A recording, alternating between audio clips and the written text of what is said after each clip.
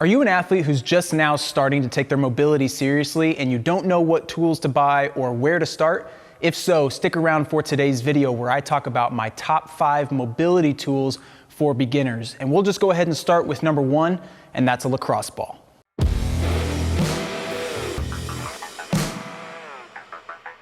The reason I've placed the lacrosse ball at the top of my list for mobility tools for beginners is because it's small, compact, light, and really easy for you to take around with you no matter where you go. The lacrosse ball is a very cool tool because while it is meant for the sport of lacrosse, it can also be used to get into those really small focal points of tenderness on the human body. Compared to larger objects like a foam roller, which is going to be mentioned later on in this video, the lacrosse ball has a very small point of contact. Its surface area is tiny, which means that the aspects of your body that it can reach are a lot more focal. The lacrosse ball is fantastic for getting into some really deep and nasty trigger points in areas where using a foam roller or a bigger ball is just not possible. In this clip, you can see that I'm using a lacrosse ball to dig deep into the shoulder blade, and some of those areas which are a lot more bony are super difficult to get with larger objects. The lacrosse ball can also be used on your chest or the front side of your shoulder or any other part of your body in order to be able to hit those focal points and relieve some of your stress and your pain. If you don't own a lacrosse ball, they're super easy to find. You can actually head down into the description of today's video and find a link to a lacrosse ball that I've placed there for you. You can also find links down there for all the other objects that I'm gonna mention later on in today's video. But hey, before we keep going with today's video, welcome back to another episode of Excellence in Motion. My name is Caden Sloan, and I'm here to inspire you to achieve your potential through movement. If you're new here, I do videos on movement tips, health education, and fitness gear reviews just like this one. So if that stuff interests you, please be sure to hit the like button and hit that subscribe and bell notifications buttons so that you can be alerted every single week when a new video uploads. Mobility tool number 2 is resistance bands. These come in all different shapes and sizes, sometimes in different colors depending on who's manufacturing them and distributing them. But resistance bands are a fantastic way for you to introduce joint mobilizations into your training. A couple of my favorite applications for resistance bands are for mobilizing the hips and the ankles, as well as the shoulders.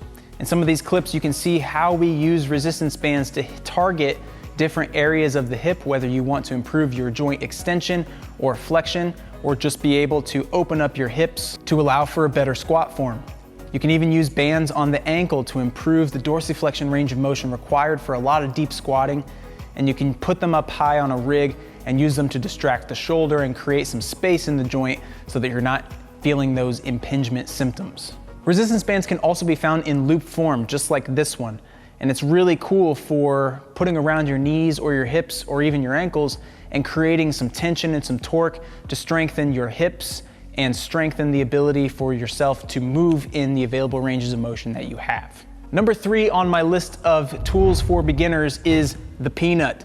Peanuts are basically just like lacrosse balls, but it's 2 of them put together with a nice ridge down the middle, which creates space for the spine. I use this tool very specifically in the thoracic spine, which is that middle segment of your back, which tends to get really stiff and rigid in a lot of people, mostly because we spend a lot of our days at desks and hunched over certain objects, which cause us to be rounded and stiff in the upper back. The peanut comes into play by laying down on the ground and creating pressure either through gravity or an external object and mobilizing the T-spine in a way that's going to allow for increased motion, which affects directly into the low back and the shoulders. The ribs also attach to our thoracic spine, so you're getting some rib mobilizations in there as well, which is gonna help with breathing efficiency, and it's gonna improve your performance overall. Peanuts, like lacrosse balls, are really small and very portable, so having one in your kit or your gym bag that you can take around with you wherever you go is super valuable. Next on our list of mobility tools for beginners is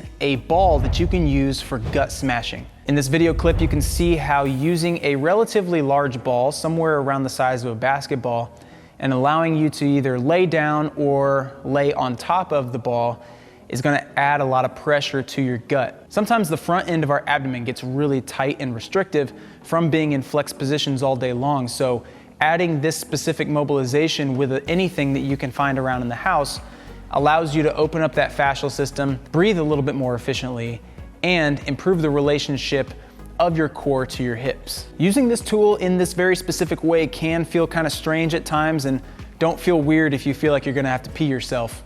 That's normal. This is a great way to improve the efficiency of the front part of your body so that you can move well and continue moving well over a long period of time.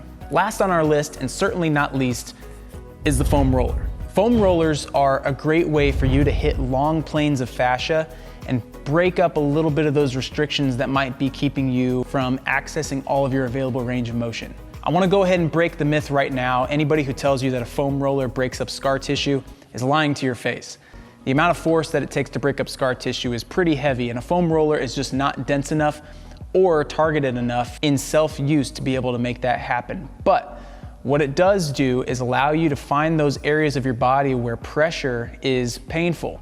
Normal tissues in the body are painless to compression. So by using something broad like the foam roller and hitting some of those bigger areas, you find that it's a little bit painful to apply pressure to that. You know that's an area of your body where you need to scan and try to hit in a little bit more specifically. The foam roller can really be used as a scanning tool to allow you to make more focal changes with either the bands, the peanut, or the lacrosse ball. So having one in your kit and having one available is actually a really beneficial move for you to make. The videos on screen just demonstrate a couple of the different ways you can utilize a foam roller in your training and your warm-ups in order to make sure that you're hitting all the areas of your body that are beneficial and necessary to allow you to move the best that you can. So that's it, guys. Those are my top 5 mobility tools for beginners. If you want to look at some of these products, please be sure to head on down into the description, click on those affiliate links down below and get yourself some of this stuff. Really start moving the needle forward in your fitness and your wellness, and try to help yourself improve your motion and improve your time in the gym. Thank you guys for watching today's video. As always, please hit that like button if that's something that you like to do. Subscribe if you haven't already. If you want to see more videos like this one, just click on over here. And until next time, go out, do good things, and don't forget to move. I'll catch you guys later.